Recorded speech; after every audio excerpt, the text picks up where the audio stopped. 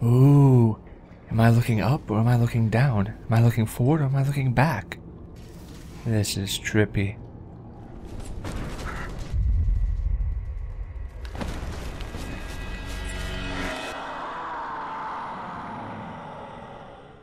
Welcome, ladies and gentlemen, to Portal 2. I am your host, SocioPsycho, and today we're going to look at how well it is or is not. This was created by Valve, and it is a first-person puzzle game with some physics base thrown in there rather well, actually, not just tossed in there like a second-rate hand salad or something. So let us dive into the options menu and see exactly what we have to deal with here. Now in audio you do have a lot of selections, actually, a lot more than you're used to seeing at all when it comes to the audio tab, and the music in the game fits the theme throughout the entire game. There are some points where it tethers off and it leaves you a little bit silent, but for the most part the sound and the quality of the music in the game helps propel an atmosphere and helps soothe over the little joints in the game that would be the boring transition parts. And you have microphone options because it does have a very well incorporated separate multiplayer story and puzzle design layout than the first. So you're not just playing the campaign in a multiplayer or co-op fashion. When you choose to play with somebody else, you're going to have a whole another experience directed exactly for that, and that's pretty nice to know. In your video, you have a large variation of screen resolutions, which is always nice, and there's not much when it comes to what you have graphically. The game looks good for what it does. Shader and effect details, your AA and filtering mode, it has what you would expect to come standard, but it doesn't really have the huge explosion of options, and one issue being the fact that there is no field of view slider. Now that may be hiding somewhere, but I can't find it, or you're gonna have to do it manually somehow, but it would have been nice to see that. In any first-person shooter, a field of view slider is definitely most welcome. Keyboard and mouse, as you can see, and you can edit all the keyboard keys with no issues. Very easy to use, very easy to manage, no problems on that front at all. Now what is also very nice is the fact that it has a community test chamber, and what that means is they have Steam Workshop incorporated into it. So not only can you create, but you can easily add fan-made missions to your desired play, or play in co-op design missions from Steam created by other people. So it continuously offers a wide variety of content spewed by the community itself. And that's really, really beautiful to see. Too many games do not have mod supports and do not do this sort of incorporation, and it hurts their game. And it's really unfortunate to see. Now, not all games require it, but there are a few that could definitely benefit, and they don't allow it, and it's really unfortunate. So I'm happy to see that this actually has that incorporated into it. All your extras are pretty much just little movies and extra stuff. I mean, that's what extras is. So what is the game? Well, it is a first-person, physics-based puzzle game that takes suit after the first one. The story in the game is what drives it the most, because it's one thing to go from room to room and solve a puzzle, but it's a completely another animal when you have such an interactive story of a mocking or insulting fashion in a dry humor or dark humor sense, followed by the character Gladys, who will sarcastically and seriously insult you in such a hilarious manner. And I'll not only allow you to hear some of this, but you also can get a sense of how well done the sound quality and the voice acting is, how well written the game is. Every single punchline or dialogue seems to fuel into the next one, and the story is really well done. And it helps you propel through the game, because even if you're like, oh, these puzzles are so frustrating, the fact that you can look forward to how the story progresses or unravels is what really matters, and what really will drive you to want to play more. Unless you just absolutely hate puzzle games, in that case, don't even bother getting this in the first place. So I'll let you hear some of those now. You might have a very minor case of serious brain damage. But don't be alarmed, all right? Although if you do feel alarmed, try to hold on to that feeling, because that is the proper reaction to being told that you've got brain damage. Do you understand what I'm saying at all? Does any of this make any sense? Just tell me, just say yes. Okay, what you're doing there is jumping. You just jumped. But never mind. Say apple. Apple. Okay, you know what? That's close enough. Just hold tight.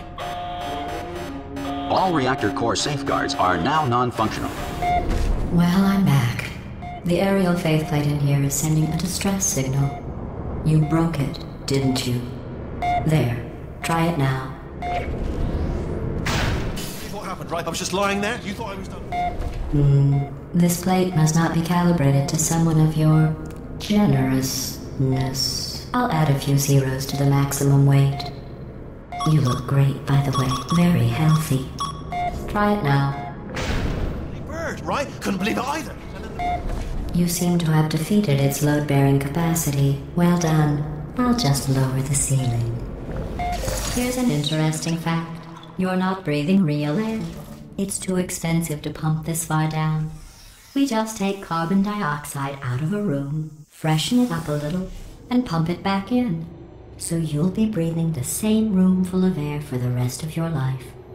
I thought that was interesting. So the game is chock full of funny moments, and it helps propel the story, like I was saying. But that's a side effect. Yes, it helps tie in the aspects of the game and it helps enrich the environment of the game. But the game itself is what matters. And so when we talk about actually the running of the game, it has very smooth performance and very well done level design.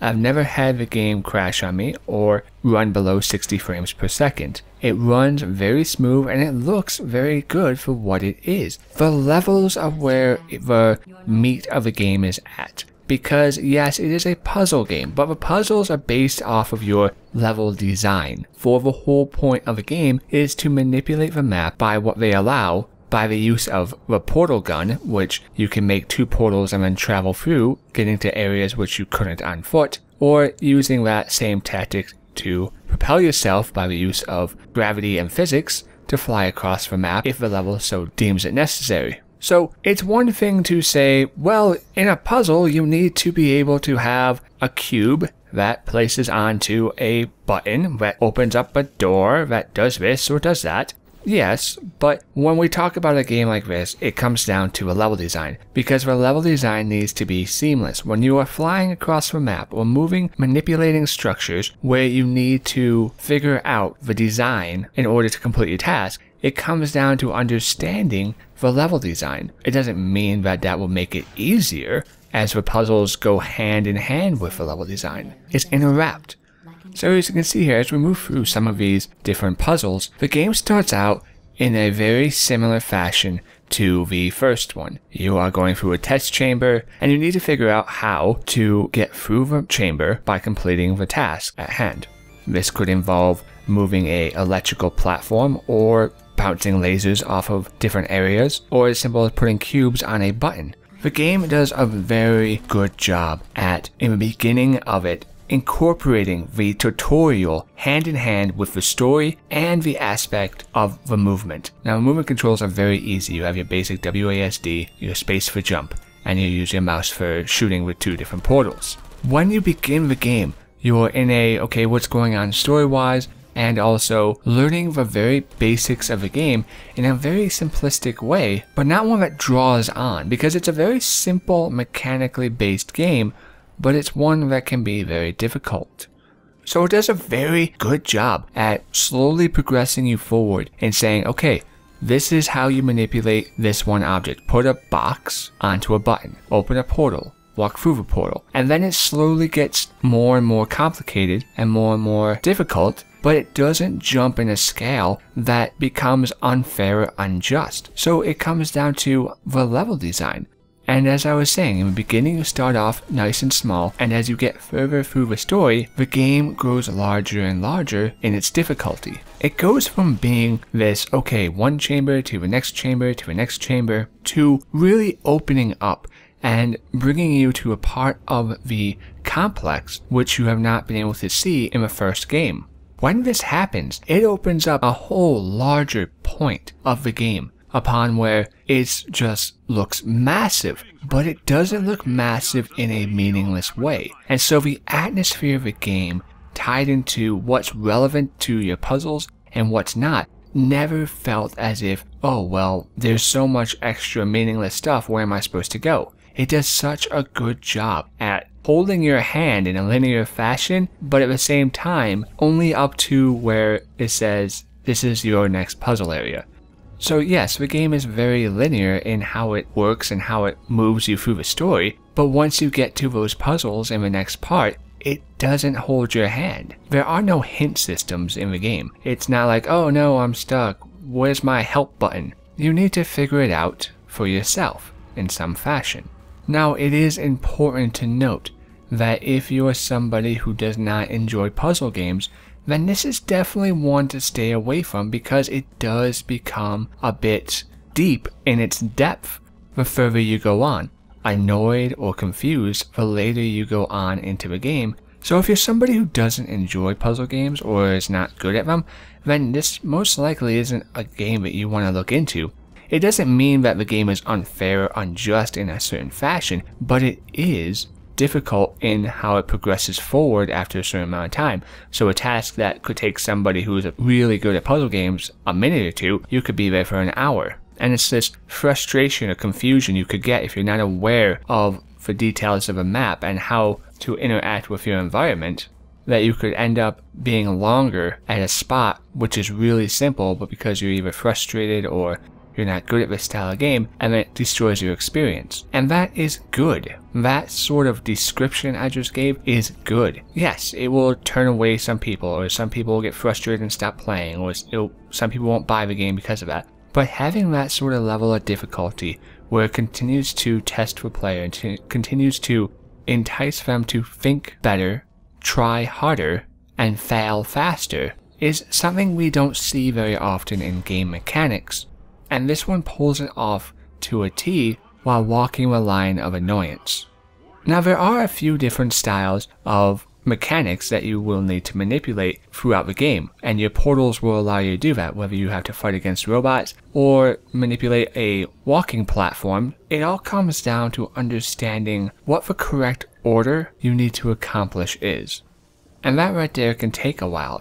That's probably the hardest part, because you have to stop and look and say, okay, I know I need this button, but I can't get to it. What do I do? And you have to take a deep breath, step back, and look into how I'm going to accomplish this task, rather than just moving and running around, not thinking, and trying to ram your head into every single problem without actually taking a step back and saying, okay, well, what do I have to work with here, and how do I accomplish this task? There is a way to get through every single puzzle, and there may be one or two ways on certain maps, but there is always one way. And so it's about finding that path for yourself, and the amount of satisfaction you get for accomplishing these puzzles is enough to help you propel with the story in hand to the next puzzle. At the end of the day, with a difficult puzzle game like this, and a very intriguing and intertwining story to draw you in with the satisfaction of the puzzles, filling in those little gaps in between, so you complete a puzzle, you're like, yes, good, and then you hear the story and it makes you, haha, I laugh, and then you're on to your next one.